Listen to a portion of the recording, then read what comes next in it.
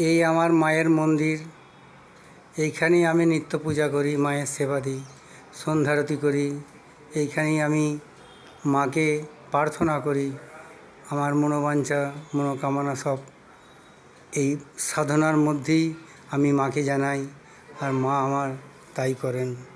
একটা কথা বলার আছে, আজ গোপালের আমার গলার মালা হয়ে থাকে, কিন্তু এই যে গোলাপ গাছটি, এই গোলাপ গাছটির নিচে একটু ছোট্ট কুঁড়ি ছিল, যে কুঁড়িটাকে দেখে আমি ভাবতেও পারিনি যে এ ফুলে পরিণত হবে, কিন্তু সেইটাই আজ দেখতে পাচ্ছি গোলাপ গাছের নিচে।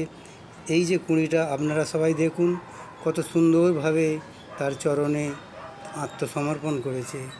এই হচ্ছে ভগবানের প্রার্থনা, ভগবানের আশীর্বাদ। এইটাই ফুলও একদিন প্রার্থনা করেছিল যে আমি, হে কৃষ্ণ, তোমার যেন আমি চরণে স্থান পাই। তাই হয়তো এই পুষ্পরূপে ফুল হয়ে তিনি আছেন।